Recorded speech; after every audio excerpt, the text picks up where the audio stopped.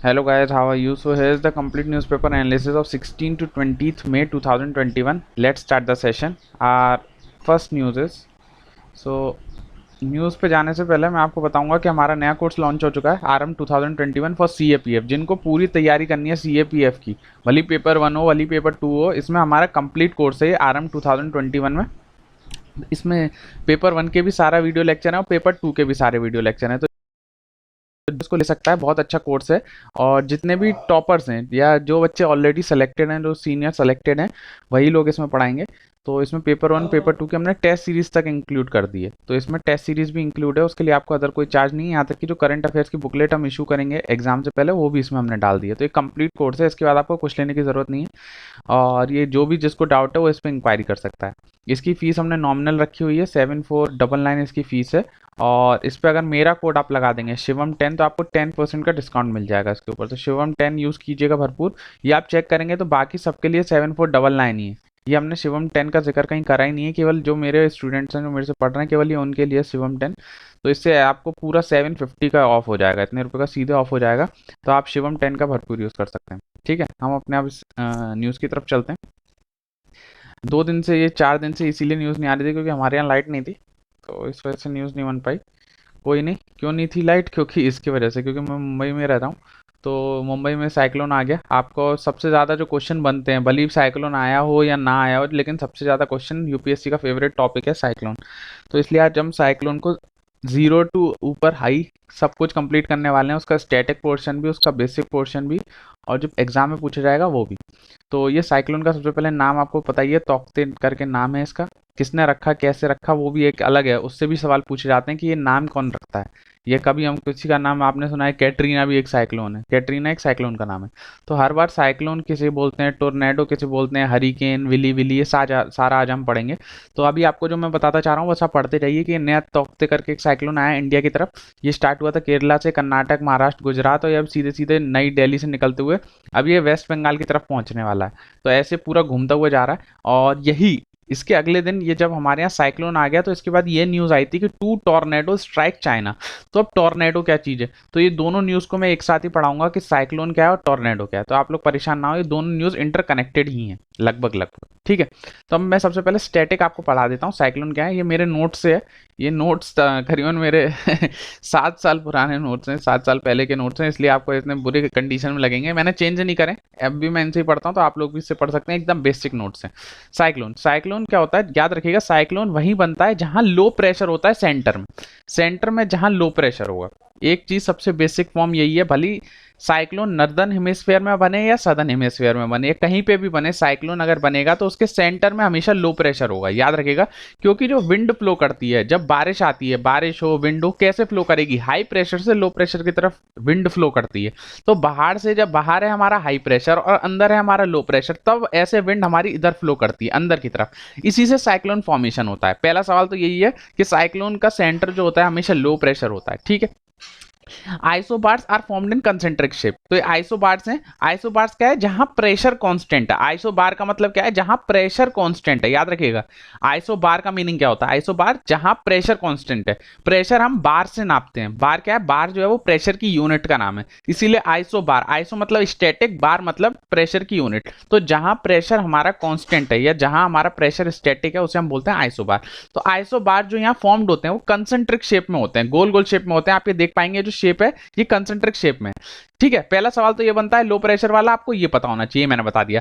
फिर एक सवाल बनता है कि नॉर्दर्न हेमिस्फीयर में जो विंड फ्लो करती हैं साइक्लोन में, वो कैसे फ्लो करती हैं। तो याद रखिएगा, नॉर्दर्न हेमिस्फीयर में एंटी क्लॉकवाइज विंड फ्लो करती हैं और सदर्न हेमिस्फीयर में क्लॉकवाइज विंड फ्लो करती हैं। एक सवाल ये बनता है, पहला सवाल ये बनता है, दूसरा सवाल ये बनता है और तीसरा सवाल ये बनता है। ठीक है, ये 3 क्वेश्चन का आपको मिल गए हैं। आप ऐसे ही बना सकते हैं तो आपको कंफ्यूजन नहीं होगा। आप बवंडर, हिंदी में हम बवंडर बोल देते हैं साइक्लोन को। तो ये अंदर की तरफ जब हवा फॉर्मेशन होती है तब ये होता है, ये हमारा लो प्रेशर और ये हमारा हाई प्रेशर। ठीक है, ये जो लो प्रेशर वाला एरिया रीजन है इसी को हम आई ऑफ द साइक्लोन बोलते हैं। आई ऑफ द साइक्लोन, याद रखिएगा, आंख बोलते हैं साइक्लोन की। और ये जो आई ऑफ द साइक्लोन है ये सबसे शांत एरिया होता है, यहाँ स्टिल एरिया होता है, यहाँ कोई दिक्कत नहीं होती। लो प्रेशर जहाँ फॉर्म्ड होता है, इसका जो एकदम अंदर वाला भाग होता है उसे हम बोलते हैं आई ऑफ द साइक्लोन। यहाँ कोई डिस्टर्बेंस नहीं होती है, एकदम शांत एरिया होता है। प्रॉब्लम कहाँ होती है? बाहर का ये जो रीजन है, ये जो रीजन है, यहाँ प्रॉब्लम होती है। जो अंदर का ये वाला रीजन है, ये आई ऑफ द साइक्लोन है, याद रखिएगा सबसे शांत एरिया होता है, लिख लीजिए सबसे शांत एरिया होता है। कंफ्यूज करने के लिए यही लिख देते हैं कि आई ऑफ द साइक्लोन में सबसे ज्यादा डिवास्टेटिंग इफेक्ट होते हैं, तो नहीं, जो आई ऑफ द साइक्लोन है वो सबसे शांत एरिया होता है। ठीक है, ये हमारा हो गया चौथा सवाल। फिर air always go from high pressure to low pressure, therefore air comes towards low pressure and condition of cyclone formed. मैं आपको ऊपर भी समझा चुका हूं कि विंड हमेशा हाई प्रेशर से लो प्रेशर फॉर्म चलती है, इसी वजह से साइक्लोन फॉर्म्ड होता है। ये आप यहां देख सकते हैं। ठीक है, ये 4 सवाल इस फोटो से बनते हैं, आप प्रीवियस ईयर चेक करेंगे तो आपको मिल जाएंगे। आगे हम चलते हैं। पूरा मैं आज साइक्लोन स्टैटिक पढ़ा रहा हूं, ये आपको अभी तक कहीं नहीं पढ़ा होगा, तो इसलिए मैं पढ़ा रहा हूं, ताकि आपका आगे भी भविष्य में, क्योंकि साइक्लोन आते रहते हैं और जो सवाल पूछे गए हैं मैंने वो भी इसमें इन्वॉल्व कर दिए कि कैसे कैसे यूपीएससी ने सवाल पूछ रखे हैं। ठीक है, अब ये थोड़ा सा डिफरेंस है टाइप्स ऑफ साइक्लोन में। पूरे वर्ल्ड में 2 तरीके के साइक्लोन्स आते हैं। जो इंडिया में आता है वो मेनली ट्रॉपिकल साइक्लोन आता है, क्योंकि इंडिया जो है ट्रॉपिकल कंट्री है, इसलिए इंडिया में हमेशा नहीं कह सकते, लेकिन 90% हमारे यहाँ ट्रॉपिकल साइक्लोन आते हैं। लेकिन एक टेम्परेट साइक्लोन भी होता है। टेम्परेट साइक्लोन क्या होता है? जो मेडिटेरियन टेम्परेट रीजन में फॉर्म्ड होता है। जो ऊपर का जो हमारा रीजन है, आप ये तो अब मेरे को आपको पढ़ाने की जरूरत नहीं है ना कि ये इक्वेटर होता है, ट्रॉपिकल होता है, टेम्परेट होता है, पोलर होता है। तो हम तो ट्रॉपिकल रीजन में रहते हैं, क्योंकि ट्रॉपिक ऑफ कैंसर इंडिया के बीच में से पास हो रही है, तो इंडिया में मेनली ट्रॉपिकल साइक्लोन आते हैं। लेकिन जो ऊपर वाला रीजन है, जो यूरोप वाला रीजन है, जो मेडिटेरियन वाला रीजन है, वहां टेम्परेट साइक्लोन आते हैं। ऐसा नहीं है कि टेम्परेट साइक्लोन इंडिया में नहीं आते हैं, लेकिन बहुत कम आते हैं। ट्रॉपिकल बहुत ज्यादा आता है। ठीक है, इन दोनों में डिफरेंस बहुत बार पूछा जाता है, तो मैंने एक ही जगह सारे पॉइंट्स लिख दिए हैं। आप कोई भी बुक उठा लीजिए, यहां तक कि एनसीईआरटी भी उठाएंगे ना, वहां पे भी क्लियर मेंशन नहीं है, लेकिन मैंने पूरा अच्छे से जो भी सवाल से पूछा जाता है पूरा अच्छे से एक आपका मेंस के हिसाब से मैंने लिखे हुए थे कि मेंस में यूपीएससी मेंस में हमें एकदम बेसिक नॉलेज होनी चाहिए। तो कभी कभी वो डिफरेंस पूछ लेता है, इतना भी पूछ लेता है, बेसिक पूछता है वो, तो इसलिए बनाया था। तो देखिए, ट्रॉपिकल जो साइक्लोन होते हैं वो किस किस डिग्री के बीच में फॉर्म होते हैं? हमारी डिग्री होती है ना, 0 डिग्री, 15 डिग्री, 13 डिग्री, और ऊपर होता है हमारा 90 डिग्री। तो ट्रॉपिकल आपको पता है ट्रॉपिकल कंट्री के आसपास ही फॉर्म होंगे, तो 8 से 25 डिग्री फॉर्म्ड होते हैं। याद रखिएगा, ट्रॉपिकल साइक्लोन जो है वो 8 डिग्री से लेकर 25 डिग्री पे फॉर्म्ड होते हैं। इक्वेटर पे फॉर्म्ड नहीं होते हैं। इक्वेटर मतलब 0 डिग्री पे फॉर्म्ड नहीं होते। याद रखिएगा, साइक्लोन जो है वो 0 डिग्री पे फॉर्म्ड नहीं होते। एक सवाल ये बनता है, 5वां सवाल, at 0 degree cyclone will not come because in this region Coriolis force is very less. Coriolis force होता है, कोरियोलिस फोर्स की वजह से ही हमारी विंड जो है वो एंटी क्लॉकवाइज और क्लॉकवाइज फ्लो करती है। ये जो हमारी विंड जो है एंटी क्लॉकवाइज जो फ्लो कर रही है, ये फ्लो कर रही है ड्यू टू कोरियोलिस फोर्स। ये एक तरह का फोर्स होता है जो चेंज कर देता है विंड की डायरेक्शन को, डिफ्लेक्ट कर देता है, चेंज नहीं करता है, डिफ्लेक्ट कर देता है, कोरियोलिस फोर्स। इसी कोरियोलिस फोर्स की वजह से सदर्न हेमिस्फीयर में हमारी जो विंड है वो क्लॉकवाइज फॉलो करती है। तो कोरियोलिस फोर्स जो है वो इक्वेटर पे बहुत कम होता है। 0 डिग्री जो इक्वेटर पे कोरियोलिस फोर्स नहीं होता, मतलब विंड जो है वो फ्लो नहीं कर पाती है, इसीलिए 0 डिग्री पे हमारा साइक्लोन फॉर्म्ड नहीं होता। याद रखिएगा, 0 डिग्री पे साइक्लोन फॉर्म्ड इसलिए नहीं होता क्योंकि यहाँ पे कोरियोलिस फोर्स जो है वो 0 होता है। याद रखिएगा, कोरियोलिस फोर्स 0 होने की वजह से इक्वेटर पे कभी भी हमारा साइक्लोन नहीं बनेगा।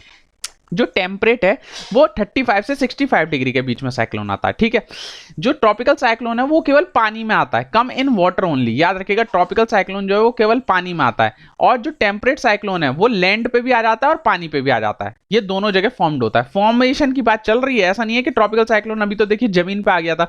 तो जो मेनली फॉर्म्ड होता है ट्रॉपिकल साइक्लोन वो पानी के अंदर फॉर्म्ड होता है, लेकिन टेम्परेट जो है वो जमीन पे भी फॉर्म्ड हो जाता है और पानी में भी फॉर्म्ड हो जाता है। ऑरिजिन क्या है? ये जो फॉर्म्ड होता है ये due to latent heat of condensation, जो गर्मी सर्दी की वजह से फॉर्म्ड होता है। ट्रॉपिकल साइक्लोन क्यों फॉर्म्ड हुआ? क्योंकि भाई यहां ज्यादा गर्मी हो गई तो यहां पे लो प्रेशर बन गया, और यहां थोड़ा कम गर्मी थी तो यहां हाई प्रेशर बन गया, तो हाई प्रेशर से लो प्रेशर विंड फ्लो हो गई। इसी को हम बोलते हैं कंडेंसेशन। कंडेंसेशन क्या होता है? Temperature change. जो टेम्परेचर चेंज की वजह से जो साइक्लोन होता है उसे हम बोलते हैं ट्रॉपिकल साइक्लोन। जैसे आप यहां देख भी सकते हैं, थोड़ा सा डायग्राम में थोड़ा जूम कर देता हूं 1 मिनट आपके लोगों के लिए, ताकि आप लोगों को परेशानी ना हो। एक सेकेंड। हाँ, देखिए आप यहाँ देख सकते हैं, ये हमारा ट्रॉपिकल साइक्लोन है। तो यहाँ हमारी हाई प्रेशर थी, यहाँ हमारी लो प्रेशर थी, तो हमारी विंड ऐसे फ्लो कर रही थी, इसी को हम बोलते हैं कंडेंसेशन। और ये वाला जो फॉर्म्ड होता है, जो टेम्परेट फॉर्म्ड होता है, ये होता है हमारा ड्यू टू जो हमारे वो, अरे एक सेकेंड कंफ्यूज हो गया मैं, अरे क्या बोलते हैं, हाँ, polar front theory. Front theory की वजह से। फ्रंट थ्योरी, अब ये क्या होती है फ्रंट थ्योरी, मैं आपको समझा देता हूँ। इसको थोड़ा जूम आउट ही कर लेते हैं यार, ऐसे समझ में नहीं आएगा वरना आप लोग। एक सेकेंड।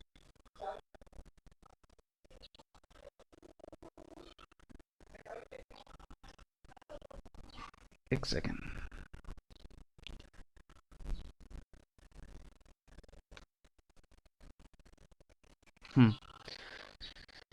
चलते हैं हम आगे। एक सेकेंड, अरे यार एक इसका मैंने फॉर्मेट चेंज कर दिया ना आपको जूम करने के चक्कर में, इसलिए थोड़ा गड़बड़ हो गई। चलिए कोई बात नहीं, ऐसे ही पढ़ लेते हैं आज। तो ये जो हमारा फॉर्म्ड होता है टेम्परेट वाला, ये होता है पोलर फ्रंट थ्योरी की वजह से। पोलर फ्रंट थ्योरी क्या होती है कि ऊपर जो हमारा टेम्परेट वाला जो रीजन है वहां दो तरह की विंड फ्लो करती है। हॉट विंड जो फ्लो करती है वो जैसे ये हमारा यहाँ टेम्परेट जोन है। इस एक मिनट इसको इरेज कर देते हैं, फिर मैं आपको दोबारा से डायग्राम बना के समझा देता हूँ। ये बहुत इंपॉर्टेंट चीज है, ज्योग्राफी में पढ़ाने वाला हूँ। ये बहुत स्टैटिक पार्ट है, अगर आपको एक बार समझ में आ गया तो आपको बार बार पढ़ने की जरूरत नहीं पड़ेगी, एक बार बस समझने की लगेगा टाइम। देखिए मान के चलिए ये हमारा अर्थ है, ये हमारा 0 डिग्री पे इक्वेटर है, और यहाँ हमारा मान के चलिए यहाँ हमारा कहीं टेम्परेट रीजन है। तो यहाँ पे क्या होता है, विंड फ्लो करती है। विंड फ्लो दो तरह की विंड करती है। ऊपर से जो आती है हमारी कोल्ड विंड आती है, पोलर रीजन हमारा ठंडा रीजन है, तो वहां से हमारी कोल्ड विंड इधर आती है, और नीचे इक्वेटर हमारा गर्म रीजन है, तो गर्म से हमारी हॉट विंड जो है वो यहाँ जाती है। तो जब ये कोल्ड विंड और हॉट विंड टेम्परेट रीजन में जाके मिलती हैं तो यहाँ पे फ्रंट बनते हैं। मतलब फ्रंट क्या होगा, ऊपर से कोल्ड वाला आ गया और नीचे से हॉट वाला आ गया, तो ये दो तरह की जो विंड है आपस में जाके मिल जाती हैं, इसी को हम बोलते हैं फ्रंट। दो तरीके के फ्रंट बनते हैं। तो ये हमारे फ्रंट की वजह से टेम्परेट साइक्लोन बनता है, और कंडेंसेशन की वजह से ट्रॉपिकल साइक्लोन बनता है। दोनों में आपको समझ में आ गया मैंने जो बताना चाह रहा हूं, ठीक है। फिर हाँ, in this velocity is not more and in this region can be 1000 kilometre to 2000 kilometre. ये मैंने इधर का पॉइंट इधर लिख दिया, मैं आपको जो मैं बोल रहा हूँ बस उतने पे ध्यान दीजिएगा।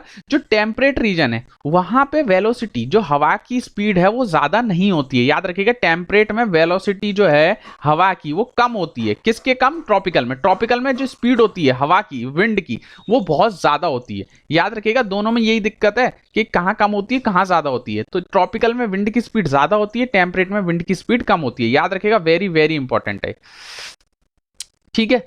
एक हमारा पॉइंट ये हो चुका है। फिर एक से हाँ, टेम्परेट साइक्लोन ये हमने पढ़ लिया सब, और उसके बाद हम चलेंगे अपने मेन टॉपिक की तरफ, ठीक है। In northern region in January February the rainfall is held due to this cyclone only and it is called western disturbances. जो आपने देखा होगा कि जो हमारा दिल्ली वाला रीजन है, जो हमारा नॉर्दर्न वाला रीजन है, कभी कभी वहां पर बारिश होती है, सर्दियों में बारिश होती है, तो उसको हम बोलते हैं वेस्टर्न डिस्टर्बेंसेस। टेम्परेट साइक्लोन को ही हम वेस्टर्न डिस्टर्बेंस बोलते हैं। याद रखिएगा जो हमारा टेम्परेट साइक्लोन है उससे जो बारिश आती है, उससे जो साइक्लोन आता है वो हमारे सर्दी वाले रीजन में आता है, सर्दियों में आता है, नॉर्दर्न वाले रीजन में। दिल्ली, आगरा, यूपी, मुरादाबाद, इन सब रीजन में कभी आपने देखा होगा सर्दियों में बारिश होने लगती है, तो वो होती है टेम्परेट साइक्लोन की वजह से। और इस टेम्परेट साइक्लोन को ही हम वेस्टर्न डिस्टर्बेंसेस बोल देते हैं। इस टेम्परेट साइक्लोन को ही हम वेस्टर्न डिस्टर्बेंसेस बोलते हैं, याद रखेंगे, ठीक है। ये हमारे सारे पॉइंट कवर होगा। इसके बाद they are more aggressive in winter than cold. देखिए मैं आपको बताया था, जैसे क्योंकि टेम्परेट साइक्लोन जो है वो ज्यादातर उसका जो जोर होता है वो विंटर में लगता है, इसीलिए सर्दियों में नॉर्दर्न वाले रीजन में बारिश होती है। लेकिन जो साइक्लोन जो नॉर्मल है वो हमेशा बराबर ही रहता है, वो तो भले सर्दियों में भी आ सकता है न गर्मियों में भी आ सकता है। इसकी स्पीड बहुत ज्यादा होती है जो ट्रॉपिकल वाली होती है, और ट्रॉपिकल में एक सुपर साइक्लोन होता है जिसकी स्पीड 222 प्लस होती है। They flow from west to east. ये सबसे इंपॉर्टेंट क्वेश्चन है जो हमेशा पूछा जाता है, ये हमारा लिख दीजिए छठवां क्वेश्चन जो पूछा जाता है।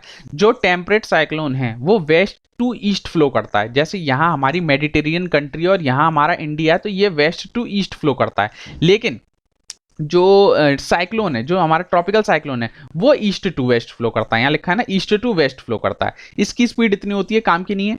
और जो ट्रॉपिकल साइक्लोन है उसमें रेनफॉल बहुत ज्यादा होती है, सेंटर में आई फॉर्म्ड होती है, और ये आते हैं मेनली सितंबर अक्टूबर में। जो ये ट्रॉपिकल साइक्लोन है, ट्रॉपिकल साइक्लोन से ही ज्यादा सवाल पूछा जाता है, टेम्परेट से इतना नहीं पूछता जाता। तो ये छोटा सा डिफरेंस था जो आपको हो सकता है समझ में आया हो, नहीं समझ में आया हो। मैं दोनों ही, ऐसा नहीं है कि पहली बार में समझ में आ जाए, थोड़ा डिटेल टॉपिक है, इसमें थोड़ी ज्योग्राफी की पुरानी नॉलेज होनी चाहिए तभी समझ में आ सकता है। जिन बच्चों को नहीं समझ में आया तो कमेंट सेक्शन में लिखिएगा, मैं थोड़ा सा ये अर्थ के बारे में भी समझा दूंगा। तो हो सकता है विंड कैसे फ्लो करती है, कहाँ को वेबर सेल बनता है, कहाँ कौन सा सेल बनता है, कैसे विंड फ्लो करती है। तो आप अगर पढ़ना चाहें तो कमेंट सेक्शन में लिखिएगा, मैं ऐसे ही अपने नोट से समझाने की कोशिश कर सकता हूँ। लेकिन आप कमेंट्स में लिखेंगे तभी मेरे को पता चलेगा, वरना पता नहीं चलेगा। अभी कंप्लीट नहीं हुआ है साइक्लोन, घबराइएगा नहीं, अभी बहुत कुछ है इसमें। हम अपने साइक्लोन की आगे चलते हैं। देखिए इंडिया में जो ट्रॉपिकल साइक्लोन आते हैं वो इतनी 6 कैटेगरी में बांटा गया है। ये 6 कैटेगरी है, बस आपको इनका नाम एक बार देख लेना है। 6 कैटेगरी कौन कौन सी है, कितनी स्पीड। ये 222 जो हम प्लस देख के आए सुपर साइक्लोन की कैटेगरी है। ये जो 222 है सबसे ज्यादा होता है, इसी को हम सुपर साइक्लोन बोलते हैं। ये कभी कभी आ जाता है। तो अभी जो हमारा ये साइक्लोन तौकते आया, तौकते, ये देखिए इसके बारे में आप थोड़ा पढ़ लेते हैं क्योंकि अभी रिसेंटली आया तो इसके बारे में भी जानकारी होनी चाहिए। केरला, कर्नाटक, गोवा, महाराष्ट्र में आया।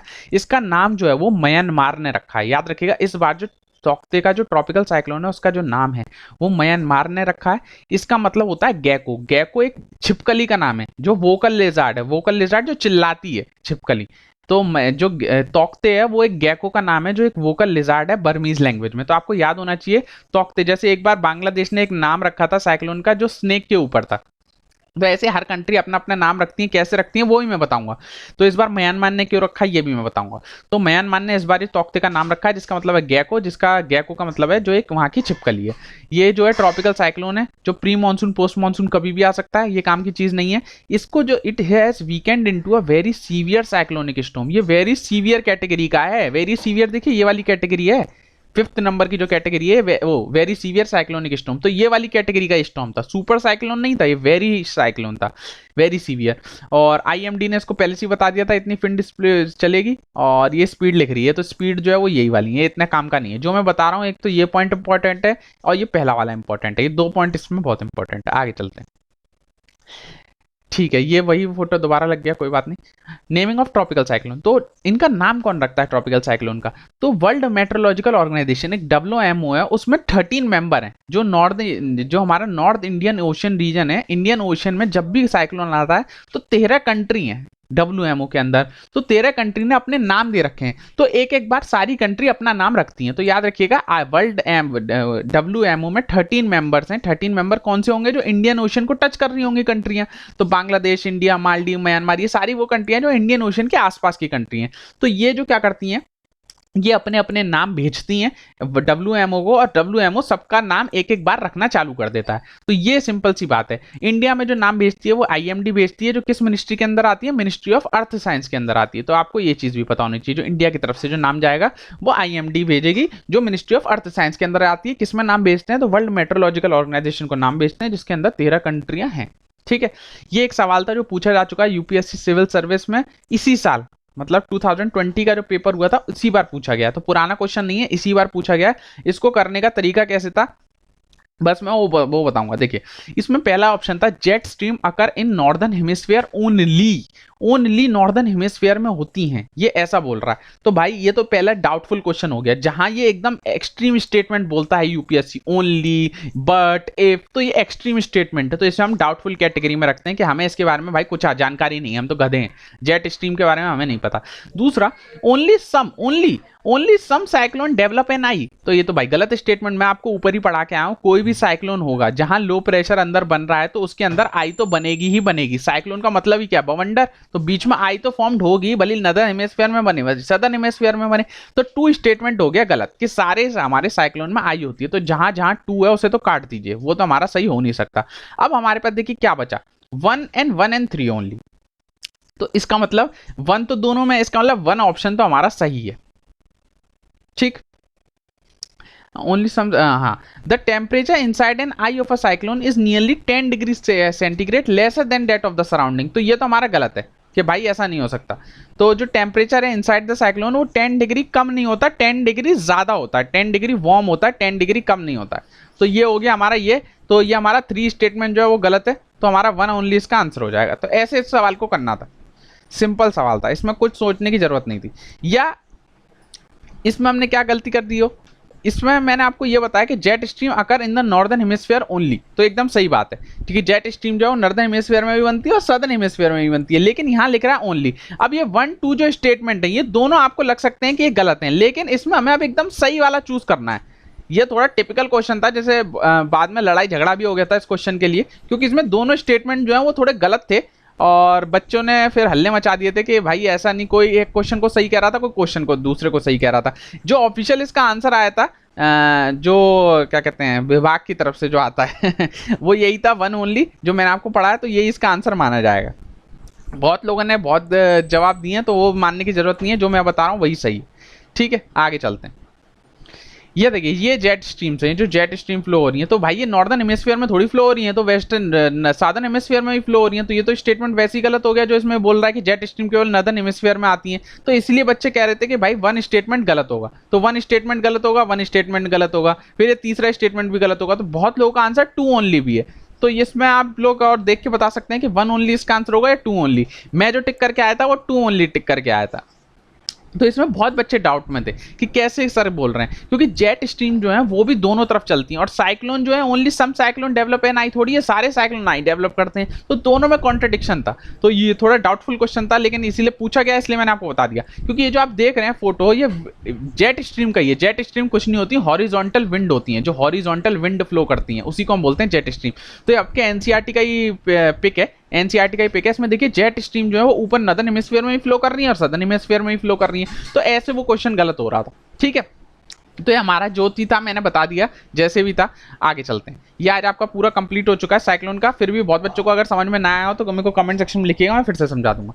Elephant care cases found in two group. तो अभी क्या हुआ, केरला वाले रीजन में एलिफेंट पे लाइटनिंग गिर गई, ऐसा ये लोग अनुमान लगा रहे हैं। अभी इसी के लिए डिटेल रिपोर्ट भी सबमिट की जाएगी। तो वहां से जो दो ग्रुप है एलिफेंट का, करीबन 22-24 एलिफेंट की डेथ हो चुकी है।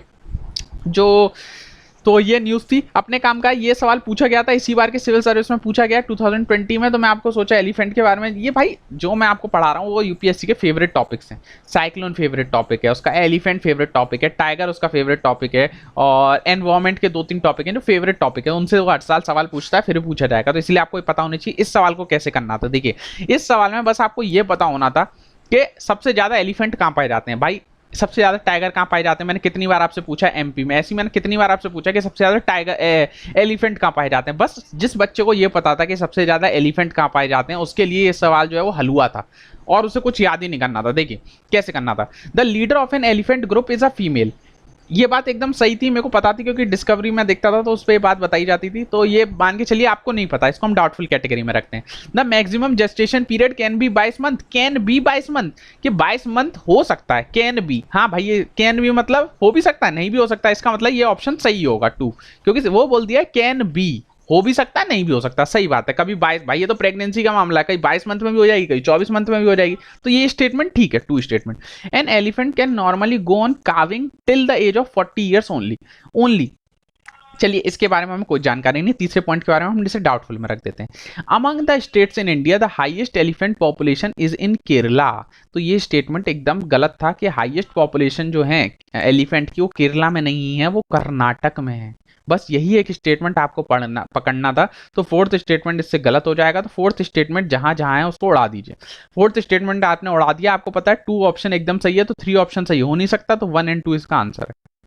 तो ऐसे ही ऑप्शन को हमें इस सवाल को करना था। हमें जरूरत ही नहीं है इसका जेस्टेशन पीरियड रटो कि कब कितने टाइम में प्रेगनेंसी होती है, ये सब पढ़ने की जरूरत नहीं, कौन याद करता है। और वो चाहता भी नहीं यूपीएससी कि आप ये सब चीज रटें आपके लिए बस जो वो चाहता है कि आपको बस ये लास्ट पॉइंट पता होना चाहिए जो 4th पॉइंट है, और इसमें आपको कैन बी पकड़ना था। बस ये 2 चीज आपको पकड़नी थी, कैन बी और केरला, इससे सवाल होना था। इसमें आपको बाकी चीज तो देखनी ही नहीं थी ठीक है, तो ऐसे सवाल करने हैं। अगर आपके पास भी यूपीएससी का कोई सवाल पे आपको लगता है कि सर ये सवाल कैसे हम सोच सकते थे या कैसे कर सकते थे, तो आप कमेंट सेक्शन में बताइएगा, मैं बताऊंगा उसके लिए क्या सोच सकते हैं। Mars landing gives China space programme a leg up.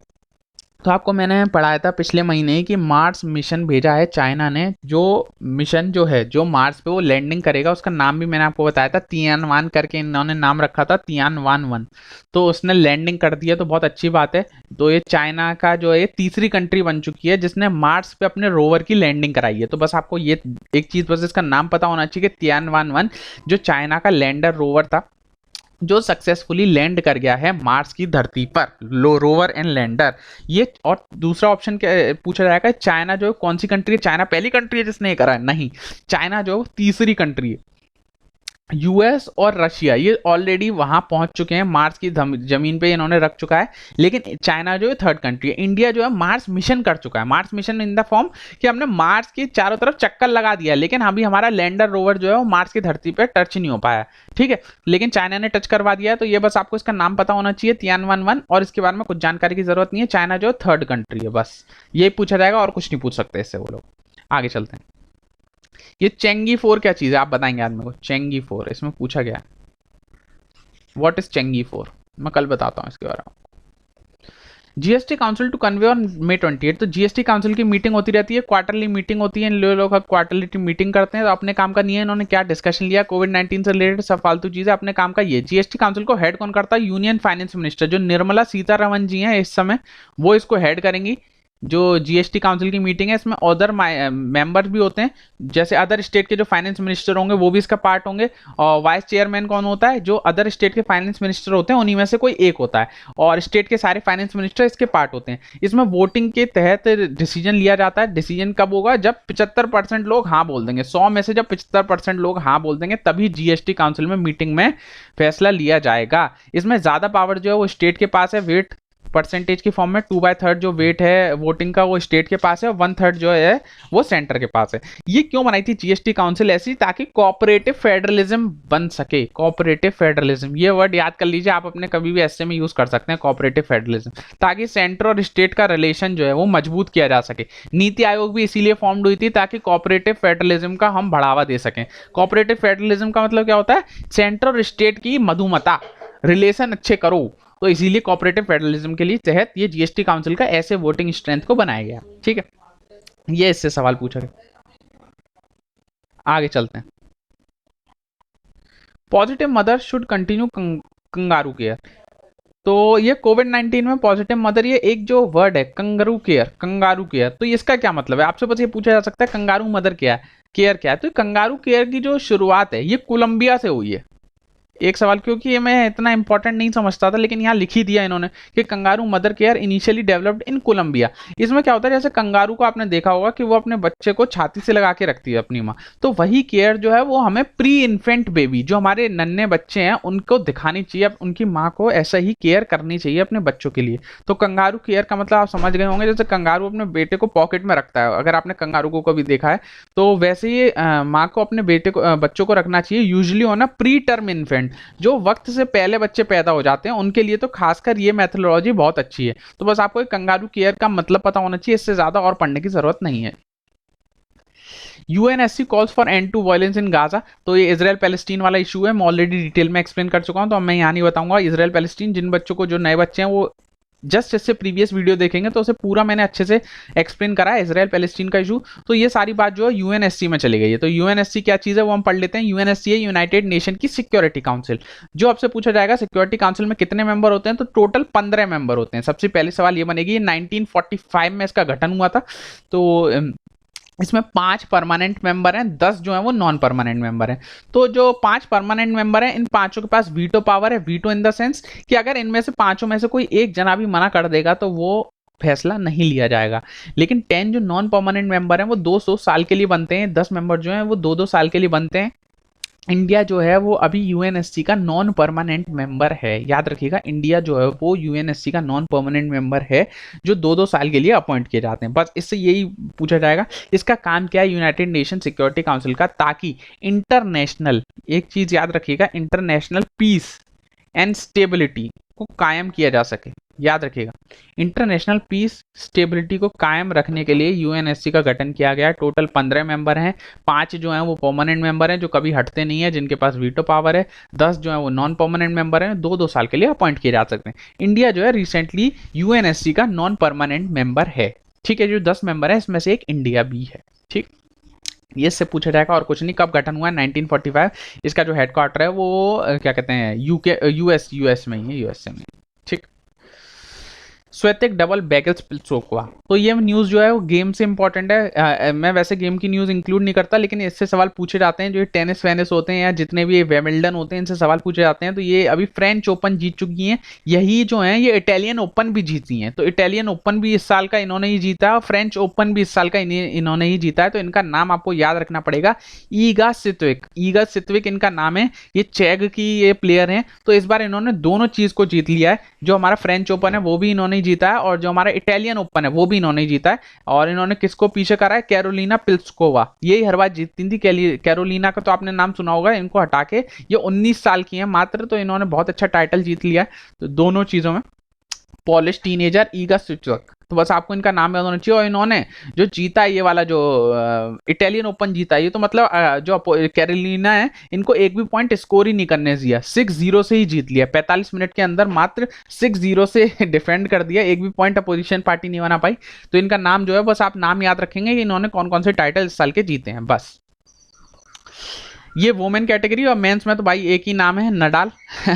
Nadal जो है वो जीत चुके हैं। इन्होंने किसको हराया? डिजोविक को हरा दिया है। तो नडाल जो है एक्सटेंडिंग 10th बार, इन्होंने 10वीं बार ये इटालियन ओपन को जीत लिया है। तो डिजोविक के बाद ये ऐसे दूसरे मेंबर बने हैं जिन्होंने 10 बार जीता है। तो इस बार का जो इटालियन ओपन है, या लास्ट जो टोटल 10 बार, ये भी पूछा जा सकता है कि 10 बार इटालियन ओपन कौन जीत चुका है। तो नडाल, इनका नाम बस आप बस नाम ही काफी है, ऐसे बोल देते हैं ना, बस नाम ही काफी है। तो ये वही है, इनका नाम ही काफी है, ये जीत चुके हैं नडाल। बस आपको ये याद होना चाहिए, बाकी डिटेल में जाने की जरूरत नहीं है, नॉट दैट इंपॉर्टेंट कि इन्होंने डिजोविक और नडाल, यही दो नाम जब भी आप आंसर में देखें ना, तो इन दोनों में से ही बस टिक कीजिएगा। अगर आपको डाउट होता है, इन दोनों में से एक आंसर निकलेगा, या तो नडाल होंगे या डिजोविक होंगे, वही आंसर होता है। ठीक। High court reserve order on central Vista plea. अब मैं इसकी क्या बोलूं भाई, ये क्या हो रहा है कि इतना सब हो गया, सारा कोविड हो गया, सेकंड वेव थर्ड वेव, लोग मर गए, लेकिन इन्होंने काम नहीं रोकने दिया। तो हाई कोर्ट भी अब पता नहीं क्या डिसीजन लेगा। उन्होंने अपना ऑर्डर ही रिजर्व कर दिया है, रिजर्व इन द सेंस कि वो ऑर्डर बस पड़ा हुआ है, अब हाई कोर्ट का जब मन होगा तब उस पर वो डिसीजन लेगा। सेंट्रल विस्टा प्रोजेक्ट क्या है? जो ये नया पार्लियामेंट बना रहे हैं, नया पार्लियामेंट बना रहे हैं, उसी को हमने सेंट्रल विस्टा प्रोजेक्ट बोल दिया है। इसमें नया पार्लियामेंट बनेगा, प्राइम मिनिस्टर के लिए और सीएम के लिए, प्रेसिडेंट के लिए, इन सब के लिए नया घर भी बनेगा। तो ये सब बन रहा है, इतना कोविड-19 में भी ये सब बन रहा है। तो इसी के लिए हाईकोर्ट में लोग चले गए थे कि इस काम को रोक देना चाहिए भाई, ये सब काम रुक गए तो ये कैसे चालू है। पर ये तो आपको पता है कि कुछ नहीं रुका है, और हाईकोर्ट ने ऑर्डर को रिजर्व कर दिया। हम इसलिए कुछ नहीं बोल सकते, अगर हम कुछ बोलेंगे तो हम पे भी कंटेम्प्ट ऑफ कोर्ट हो सकता है। ठीक है, तो हम नहीं बोलेंगे। कंटेम्प्ट ऑफ कोर्ट में इसलिए रोज बढ़ाता हूँ तो कि आजकल बहुत ज्यादा फेमस हो गया कंटेम्प्ट ऑफ कोर्ट। तो आर्टिकल 129 और 215 ये दो हैं, इसमें सिविल क्रिमिनल दोनों चार्ज लग सकते हैं। ठीक है। PIL, हाँ ये बहुत अच्छा सवाल है। सबसे पहले PIL जो जज लाए थे उनका नाम है P भार्गव। ये ऑलरेडी बहुत पुराना सवाल है जो सिविल सर्विस में पूछा गया था कि सबसे पहले PIL जो किस चीफ जस्टिस या किस जज के टाइम पे आई थी। तो P भार्गव उनका नाम है। ठीक है। पब्लिक इंटरेस्ट लिटिगेशन कोई भी डाल देता है। DRDO drug launch for emergency use. तो ये मैं पहले आपको बता चुका हूँ, कल परसों पहले भी न्यूज आई थी, फिर से रिपीट हो गई। तो फिर से आपको नाम याद रखना है, 2DG। ये DRDO का ड्रग है, D से DRDO, D से हमारा ड्रग का नाम है 2DG। इसकी फुल फॉर्म है 2-डिऑक्सी डी ग्लूकोज। तो ये DRDO के ड्रग का नाम है, बस आपको ये पता होना चाहिए। DRDO ने बनाया है, DRDO की एक अलग से कंपनी है, DRDO के अंदर ही आती है इनमास, या इसकी एक ऑफिस बोल सकते हैं, इसने ये बनाया है। इनमास की फुल फॉर्म क्या है? Institute of nuclear medicine and allied science. तो ये DRDO के अंदर ही आती है, इसने ही 2DG का गठन किया है। 2DG एक दवाई का नाम है, 2-डिऑक्सी डी ग्लूकोज, जो इमरजेंसी यूज के लिए अप्लाई कर दी है फ्री। आगे चलते हैं। WPI inflation hits high for 10.5%। तो WPI इन्फ्लेशन होता है महंगाई। तो WPI क्या होता है? Wholesale price index. इंडिया में दो तरीके का प्राइस इंडेक्स होता है, एक तो होलसेल पे जो माल खरीदते हैं उसे WPI बोल देते हैं, और जो रिटेल जो खरीदते हैं, जो कंज्यूमर खरीदते हैं, उसे कंज्यूमर प्राइस इंडेक्स बोल देते हैं। जो WPI है वो कौन निकालता है, बस आपको ये पता होना चाहिए, ऑफिस ऑफ इकोनॉमिक एडवाइजर निकालता है। CPI को कौन निकालता है? मॉस्पी, सेंट्रल स्टैटिस्टिकल ऑफिस, मॉस्पी इसके तहत आता है। ये जो होलसेल प्राइस इंडेक्स है, इसके अंदर केवल गुड्स आता है। यही सवाल पूछा गया था कि इसके अंदर केवल गुड्स आता है, लेकिन कंज्यूमर प्राइस इंडेक्स के अंदर दोनों चीज आती हैं, गुड्स भी आती हैं, सर्विसेज भी आती हैं। और इसमें होलसेल प्राइस इंडेक्स में मेनली 3 चीजों को रखा गया है, मैन्युफैक्चरिंग को, प्राइमरी गुड्स को, और तेल को, ऑयल को। और जो सबसे ज्यादा शेयर है वो मैन्युफैक्चरिंग का है। बस एक सवाल ये, कंज्यूमर प्राइस इंडेक्स में बहुत सारी चीजों को रखा गया है। बेस ईयर इसका 2011-12 है, इसका 12 है, और ये मंथली बेसिस पे निकलता है, और ये भी मंथली बेसिस और वीकली बेसिस, ये दोनों पे निकलता है। तो ये छोटा सा डिफरेंस है होलसेल प्राइस इंडेक्स और कंज्यूमर प्राइस इंडेक्स के बारे में। मैं ऑलरेडी बहुत बार एक्सप्लेन कर चुका हूं, तो बस इसका डिफरेंस आपको पता होना चाहिए। इस चार्ट से ही सवाल बनेगा, और इससे कुछ सवाल बन ही नहीं सकता है। ठीक है, इस चार्ट को अच्छे से दिमाग में बैठा लीजिए। Rajasthan government declared mucormycosis epidemic. तो म्यूकोरोमोसिस ये क्या चीज है, मैं आपको पहले ही बता चुका हूं, ये ब्लैक फंगस का साइंटिफिक नेम है। जो आपको पता है ना, जितने भी कोविड पेशेंट है उनको ब्लैक फंगस का खतरा हो गया, तो ब्लैक फंगस का जो साइंटिफिक नेम है वो म्यूकोरोमोसिस है।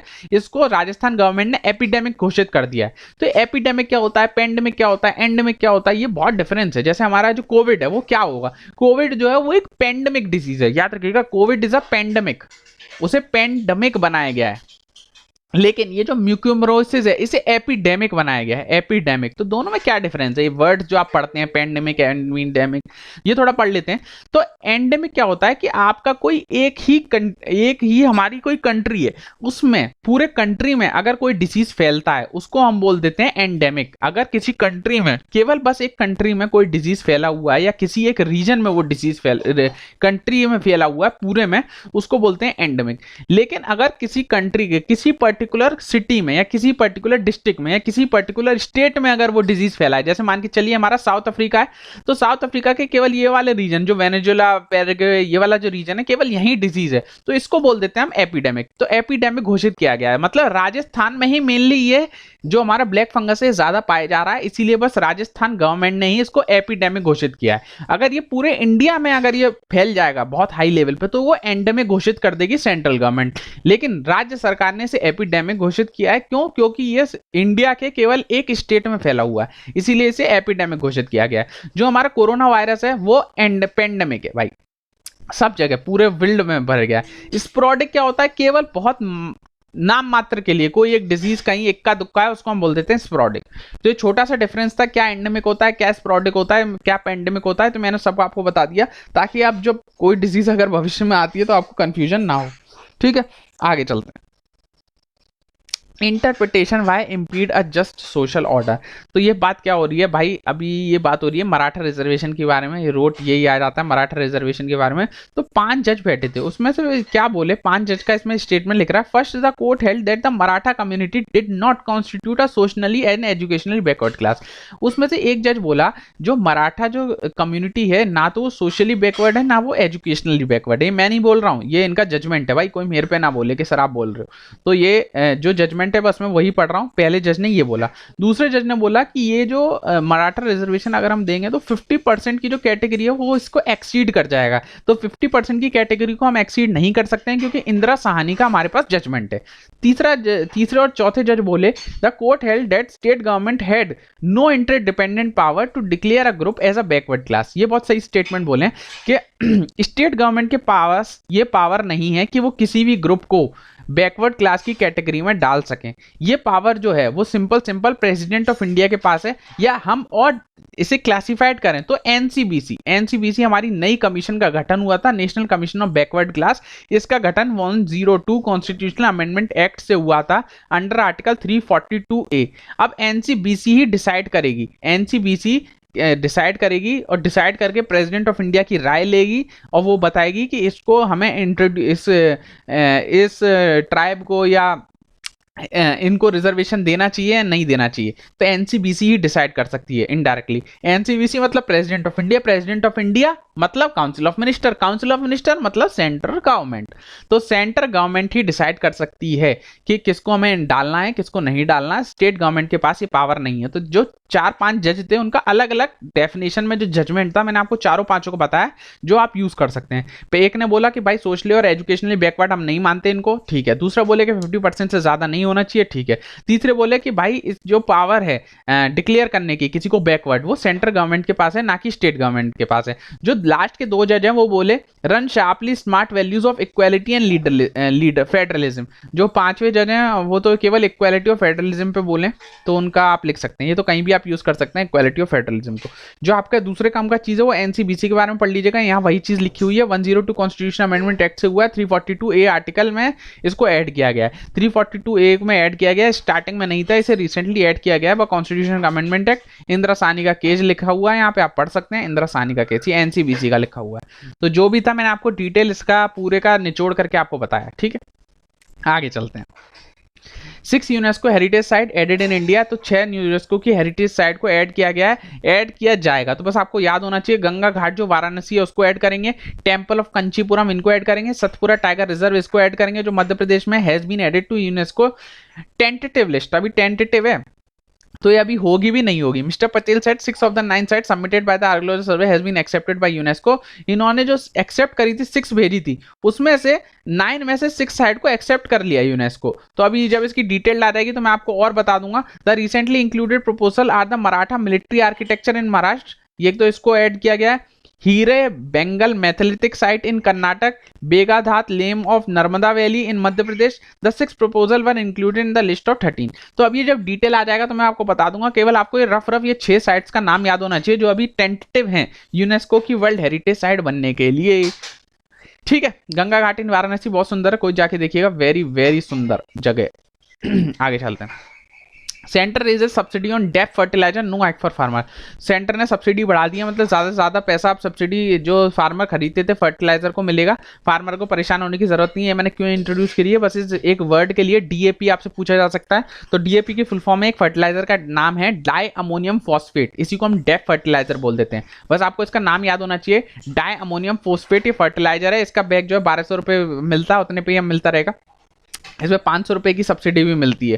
तो ये जो है बस आपको डैप का चीज़ पता होना चाहिए, और कुछ इसमें जानने की जरूरत नहीं है। ठीक है, आगे चलते हैं। ठीक है, अब हमारा ये सारी न्यूज़ तो कवर हो गई, हमारा मॉडर्न हिस्ट्री का पार्ट दोबारा से शुरू हो गया। मॉडर्न हिस्ट्री में हम क्या क्या पढ़ चुके हैं मैं आपको फिर से बता देता हूँ। आईएनसी हम पढ़े थे, आईएनसी के बाद हमने मॉडरेट्स पढ़ा था, फिर हमने डिमांड्स ऑफ मॉडरेट्स पढ़ी थी, फिर हमने एक्सट्रीमिस्ट पढ़ा है, फिर हमारी जो डिमांड्स थी एक्सट्रीमिस्ट की वो हमने पढ़ ली है। उसके बाद हमने कर्जन को इंट्रोड्यूस कर दिया था थोड़ा सा, कर्जन की जो पॉलिसीज थी, फिर कर्जन ने पार्टीशन ऑफ बंगाल कर दिया था। ठीक है, अब कर्जन की ने पार्टीशन ऑफ बंगाल कर दिया, लेकिन कर्जन ने कुछ और काम भी करे, तो पहले हम कर्जन के और काम पढ़ लेते हैं। कर्जन एक एडमिनिस्ट्रेटर कैसा था, ये बहुत सवाल बनते हैं ये जो इतना सा इससे एक सवाल आपका पक्का इस बार भी आएगा। इसने 4 तरीके के कमीशन बैठाए थे, तो उन कमीशन का डायरेक्ट पूछ लेता है कि हेड किसने करा था। तो फेमाइन कमीशन को हेड करे थे मैकडोनाल्ड, ऐसे याद करा था मैंने, तो FM फेमाइन कमीशन मतलब मैकडोनाल्ड। इरिगेशन मतलब आईसी इंजन होते हैं ना, मैं मैकेनिकल इंजीनियर हूँ, इसलिए मेरे को आईसी इंजन पढ़ना पड़ा था। इसलिए इरिगेशन कमेटी जो है वो कॉलिन स्कॉट ने हेड करी थी। इसने क्या बोला था कि हम 4.5 करोड़ रुपए खर्च करेंगे इरिगेशन के लिए, तो अच्छी बात है। इन्होंने कुछ ऐसा नहीं है भाई कर्जन ने पार्टीशन ऑफ बंगाल कर दिया तो कुछ अच्छा काम नहीं करा, नहीं, ये जो इसके ये वाले जो काम है बहुत अच्छे काम भी कराए। तो इन्होंने फेमाइन कमीशन बैठाया था जिसको हेड करा था मैकडोनाल्ड ने, इरिगेशन कमेटी इन्होंने बनाई थी जिसको हेड करा था कॉलिन स्कॉट ने, इन्होंने एक CID बनाया था। CID जो आप देखते हैं ना, प्रद्युमन एसीपी प्रद्युमन, कुछ तो गड़बड़ है, तो इन्हीं के टाइम पे बना था CID, या पुलिस कमिश्नरिंग, या उसे हम बोल सकते हैं पुलिस कमिश्नर या पुलिस कमीशन। तो किसने बनाया था, इसके जो हेड कर रहे थे वो थे एंड्रयू फ्रेजर, याद रखिएगा, CID इनके तहत ही आती थी। तो एंड्रयू फ्रेजर, तीनों का नाम है आपको याद रखना है, मैकडोनाल्ड, कॉलिन स्कॉट और एंड्रयू फ्रेजर, ये 3 तरह की कमिटी है जो बनी थी, फेमाइन कमेटी, इरिगेशन कमेटी और पुलिस कमेटी। ठीक है, इन्होंने पूसा इंस्टीट्यूट शिफ्ट कर दिया था दिल्ली में। अगर आप करोल बाग के आसपास अगर आप कभी गए होंगे तो वहां पे पूसा इंस्टीट्यूट आपको मिल जाएगा। पूसा रोड ही है उसका नाम, जो करोल बाग वाली रोड है उसको हम पूसा रोड ही बोलते हैं, जो करोल बाग से पटेल नगर की तरफ जाती है वो पूसा रोड ही है, वहां पे आपको पूसा इंस्टीट्यूट मिल जाएगा। पूसा इंस्टीट्यूट कुछ नहीं होता है, राइस वाइस के जो है राइस और जितनी वीट्स इनकी सबकी टेस्टिंग वेस्टिंग होती है इस इंस्टीट्यूट में। एक्सपेंशन ऑफ रेलवे, कर्जन ने रेलवे को एक्सपेंड करा था, डिपार्टमेंट ऑफ कॉमर्स को एस्टेब्लिश करा था, एंशिएंट मॉन्यूमेंट एक्ट इन्हीं के टाइम पे आया था 1904 में। तो ये सारे पॉइंट जो कर्जन से पूछे जाते थे मैंने एक ही जगह लिख दिए हैं, यही पूछे जाएंगे। या तो कर्जन से सीधे पार्टीशन ऑफ बंगाल में पूछ लेता है जो उसकी कंजर्वेटिव पॉलिसी है, कौन सी जो हम पहले पढ़ के आ चुके हैं, कैलकाटा कोऑपरेटिव अमेंडमेंट एक्ट जो करा था, और जो यूनिवर्सिटी एक्ट वो जो लाया था, और जो जनरल सर्विस इंटाइटलमेंट जो सीक्रेसी एक्ट वो लाया था, या तो उससे सवाल पूछा जाएगा, या कर्जन जो एडमिनिस्ट्रेटर था उससे सवाल पूछा जाएगा। ठीक है, ये कुछ सवाल हैं जो पूछे जाएंगे। अब जब कर्जन ने हमारा पार्टीशन ऑफ बंगाल कर दिया तो उसके बाद इंडिया का भी रिएक्शन आना था, तो इंडिया की तरफ से जो लॉन्च हो गया वो लॉन्च हो गया स्वदेशी मूवमेंट। सीधे जैसे ही हमारा पार्टीशन ऑफ बंगाल हुआ उसके बाद तुरंत इंडिया में लॉन्च हो गया स्वदेशी मूवमेंट। स्वदेशी मूवमेंट क्यों बना था, तो इसको जो स्वदेशी मूवमेंट का जो हेड कर रहे थे वो गोखले साहब कर रहे थे। गोखले हेड कर रहे थे, मतलब जो INC का गठन होगा स्वदेशी के टाइम पे, तो उसको जो हेड करा वो गोखले ने करा, गोखले साहब ने करा। स्वदेशी मूवमेंट आया क्यों था, Curzon divide Bengal on linguistic basis. तो क्या करा कर्जन ने, जो डिवाइड कर दिया बंगाल को ऑन लिंग्विस्टिक क्या मतलब भाषा के आधार पे, भाषा के आधार पे जब कर्जन ने डिवाइड कर दिया था बंगाल को, उसके लिए तब हमें स्वदेशी मूवमेंट को लॉन्च करना पड़ा। इसमें हिंदू मुस्लिम जो थे उन्होंने राखी बांधी एक दूसरे को, POB का मतलब है partition of Bengal, partition of Bengal की वजह से स्वदेशी मूवमेंट हुआ। इसमें क्या हुआ, अप्रूव स्वदेशी, ये सवाल सबसे ज्यादा पूछा जाता है ये वाला, कि स्वदेशी मूवमेंट को किस INC सेशन में अप्रूवल मिला था, तो बनारस सेशन में अप्रूव स्वदेशी, जो स्वदेशी मूवमेंट को INC जो इंडियन नेशनल कांग्रेस का जो बनारस सेशन था उसमें अप्रूवल मिला था, और बनारस सेशन को हेड कर रहे थे गोखले साहब। ठीक है, ये सवाल पूछा जाता है, याद रखिएगा, वेरी इंपॉर्टेंट। स्वदेशी मूवमेंट को अप्रूवल किस INC सेशन में मिला, तो बनारस सेशन में मिला, जिसे हेड कर रहे थे गोखले। इसमें लिमिटेड पार्टिसिपेशन था पीजेंट का, ये एक अलग से सवाल आता है। इसमें पार्टिसिपेशन जो पीजेंट लोग थे उनका पार्टिसिपेशन जो था वो कम था, लिमिटेड था। स्टूडेंट, वुमेन, रूरल, अर्बन, इन सब ने पार्टिसिपेट करा था। ऐसा नहीं है कि और लोगों ने पार्टिसिपेट नहीं करा, लेकिन पीजेंट का पार्टिसिपेशन जो है वो कम था। बस आपको एक ये वर्ड याद रखना है, इनका पार्टिसिपेट था, ये लोग भाग लिए थे लेकिन कम लिए थे। रिफ्यूज फॉरेन क्लोथ्स एंड और यूटेंसिल, तो क्या इन्होंने क्या कहा, ये स्वदेशी मूवमेंट में जितने लोग थे कि ना हम बाहर से कपड़ा आता है या जितने बर्तन आते हैं उसका हम सब विरोध करते हैं, हम वो यूज ही नहीं करेंगे। इंडिजीनियस इंडस्ट्री, जो भारत में इंडस्ट्री खुल गई थी, इंडिजीनियस जो भारत की इंडस्ट्री थी, तो ये दो बहुत इंपॉर्टेंट है नाम, पीसी रे और पिलई। पीसी रे ने बंगाल केमिकल करके एक इंडिजीनियस इंडस्ट्री बनाई थी और पिलई ने स्वदेशी स्टीम नेविगेशन ये कंपनी बनी थी। तो इनका कभी कभी पूछ लेते हैं, मैंने इसीलिए डाल दिया। न्यू ग्रुप्स एंड समिति फॉर्म्ड हो गए थे, नए नए ग्रुप फॉर्म्ड हो गए थे ताकि हम इसे पॉपुलराइज कर सकें, जो स्वदेशी मूवमेंट है उसे घर घर ले जा सकें, गांव गांव ले जा सकें, इसीलिए नई ग्रुप नई समिति फॉर्म्ड हुई थी। SBAMB मीटिंग 50,000 रेट, तो ये हमारी स्वदेशी एक रेज करने के लिए, पैसा रेज करने के लिए एक बोर्ड बना था। SM इसकी फुल फॉर्म SB और AMB मेरे को अभी रिसेंटली ध्यान नहीं आ रही, पर ये ट्रस्ट टाइप था ताकि हम पैसा ज़्यादा से ज़्यादा इसके लिए हम रेस कर सकें। तो इसमें हमने कम से कम 50,000 रेस्ट करा था। पेंटिंग लिटरेचर का इसमें बहुत बोलबाला था। पेंटिंग लिटरेचर का ये जो लास्ट के 3 पॉइंट हैं, ऑलरेडी सवाल पूछा जा चुका है, आगे भी भविष्य में पूछा जाएगा तीनों पॉइंट से। अमर सोनर बंगला जो है वो रविन्द्रनाथ टैगोर ने लिखा है, याद रखिएगा, यही इन्होंने ही हमारा जो नेशनल एंथम है वो लिखा है। अमर सोनर बंगला ही नेशनल एंथम है एक्चुअली। अबिंद्रनाथ टैगोर, इनके जो भाई थे, इन्होंने भारत माता की पेंटिंग बनाई थी, याद रखिएगा। भारत माता की पेंटिंग किसने बनाई है, यही पूछा जाता है, भारत माता की जो पेंटिंग वो किसने बनाई है, तो अबिंद्रनाथ टैगोर ने बनाई है। अमर सोनर बंगला किसने लिखा है, तो रविन्द्रनाथ टैगोर ने लिखा है। और नेशनल काउंसिल, ये बहुत पूछा जाता है, ऑफ एजुकेशन, जो नेशनल काउंसिल ऑफ एजुकेशन है वो कब स्टैब्लिश हुई, तो 15 अगस्त 1906 में national council of education establish हुई थी, जिसको हेड करे थे अरबिंदो घोष। ये सवाल पूछा जाता है, जो नेशनल काउंसिल ऑफ एजुकेशन है वो कब स्टैब्लिश हुई थी और उसको हेड कौन कर रहा था, तो अरबिंदो घोष वॉज प्रिंसिपल, इसके प्रिंसिपल थे। National council of education setup हुई थी 15 अगस्त 1906 के, इसी में जो हेड करे थे वो अरबिंदो घोष करे थे। तो ये स्वदेशी मूवमेंट से सवाल पूछे जाते हैं। टोटल स्वदेशी मूवमेंट से इतने ही सवाल पूछे जाएंगे। आप जाके अपनी स्पेक्ट्रम रीड कर सकते हैं, आप जाके अपनी एनसीईआरटी रीड कर सकते हैं, जो बुक आपको अच्छी लगे, यहाँ तक कि आप जाके अपनी विपिन चंद्रा भी रीड कर सकते हैं। आपको इसमें से कुछ बाहर मिले तो इसमें ऐड कर लीजिएगा, लेकिन जितने सवाल पूछे गए ऑलरेडी मैंने इसमें सफिशिएंट डाल रखे हैं, ठीक है। अब ये क्या बात हो रही है, जो इसमें एक इंपॉर्टेंट पॉइंट था ना, देखिए मैं आपको बताता हूँ कैसे भाई आपको एक कहानी की तरह ये हिस्ट्री पढ़नी है। मैं एकदम पॉइंट टू पॉइंट पढ़ा रहा हूँ, क्या क्या कैसे कैसे हो रहा है। पार्टीशन ऑफ बंगाल की वजह से स्वदेशी मूवमेंट लॉन्च हुआ। स्वदेशी मूवमेंट में ये डिसाइड हुआ कि हम जो है रिफ्यूज कर देंगे फॉरेन क्लोथ्स को, हम बर्तनों को रिफ्यूज कर देंगे, हम इनको यूज नहीं करेंगे, और इस मूवमेंट को हम गाँव गाँव शहर शहर लेके जाएंगे। ऐसा इस स्वदेशी मूवमेंट में INC में डिसाइड हुआ था। लेकिन बाद में क्या हुआ, ये मॉडरेट और एक्सट्रीमिस्ट इन दोनों में हो गई लड़ाई। एक्सट्रीमिस्ट चाहते थे कि ये जो मूवमेंट है ये गांव गांव शहर शहर जाए, और जितनी भी चीजें जो हम बाहर से लेते हैं उन सब का हम हर जगह से विरोध करते हैं। लेकिन मॉडरेट नहीं चाहते थे। मॉडरेट चाहते थे कि ये जो ग्रुप है, ये जो हम रिफ्यूज कर रहे हैं, केवल बंगाल तक सीमित रहे, बंगाल के बाहर ये मूवमेंट ना जाए। तो जब इन दोनों के बीच में लड़ाई हुई और आगे जाके ये अब जस्ट इसके बाद स्वदेशी मूवमेंट के बाद ये दोनों पार्टी अलग हो जाएंगी। तो आपको एक समझ में आना चाहिए कि ये दोनों अलग क्यों हुई। इसी रीजन से अलग हुई क्योंकि एक्सट्रीमिस्ट चाहते थे ये जो स्वदेशी मूवमेंट है ये पूरे इंडिया में फैले, सब लोग कहीं से भी बाहर से जो माल आ रहा है, अंग्रेजों से जो माल ले रहे हैं सबका विरोध करें। लेकिन मॉडरेट लोग ये चाहते थे कि नहीं, बस हम बंगाल में ये चीज हो रही है तो बस बंगाल के लोग ये सब चीज करें, एक लिमिटेड लोग रहें, पूरे इंडिया में ये मूवमेंट ना फैले। इसीलिए आगे जाके सूरत स्प्लिट होगा। अब जो हम नई चीज पढ़ेंगे वो हम पढ़ेंगे नेक्स्ट सेशन में, सूरत स्प्लिट। तो सूरत स्प्लिट में मॉडरेट और एक्सट्रीमिस्ट जो है इसी कारण से अलग हो जाएंगे एक दूसरे से, ठीक है। मॉडरेट एक्सट्रीमिस्ट ऐसे नहीं है कि पहले से ही अलग थे, ये दोनों INC के मेंबर्स ही हैं। कुछ लोग मॉडरेट हैं, कुछ लोग एक्सट्रीमिस्ट हैं, बस इनका स्वभाव अलग है, इसीलिए इन लोगों को अलग होना पड़ा। काम एक ही कर रहे हैं दोनों का काम यही है कि देश को जल्दी से जल्दी आजादी मिले, ठीक है।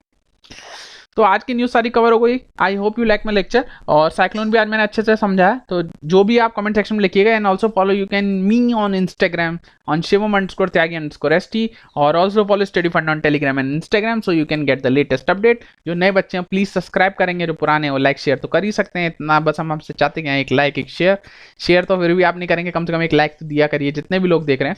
और जो भी आपको डाउट लग रहा है वो आप कमेंट सेक्शन में लिखिए। अब मैं रिसेंटली देख रहा हूँ कि कोरोना हो गया तो बच्चों ने डील दे दी कि चलो होगा, अब तो एग्जाम पोस्टपोन हो ही गया है, मतलब हो ही जाएगा लगभग जहाँ तक उम्मीद लग रही है, तो अब फिर डील दे दिए। लेकिन आपको पता होना चाहिए कि आपके पास केवल 149 सीट है, तो जो बच्चे पढ़ेंगे केवल उन्हीं का होगा। आप डील दे देंगे तो नहीं होने वाला है, ठीक। तो ये सिंपल बात है। और आप चाहें तो हमारा कोर्स बाय कर सकते हैं इफ़ यू वांट, और you can use this code Shivam 10, so you can get the 10% of on. और ये शिवम 10 जो है हमारे लगभग सारे कोर्सेज पे लगा हुआ है, तो आप किसी भी कोर्स पे शिवम 10 को यूज़ कर सकते हैं, ठीक है। ऐसा नहीं है कि वो जो 7499 है उसी पे आप यूज़ करेंगे, जो और कोर्सेज हैं उन पे भी आप इसको यूज़ कर सकते हैं। शिवम 10 को आपको 10% का नेट डिस्काउंट हो जाएगा, ठीक है। सो साइनिंग ऑफ टुडे, पढ़ते रहिए, आगे बढ़ते रहिए, घर के अंदर रहिए और वैक्सीन लगवा लीजिए। Bye bye.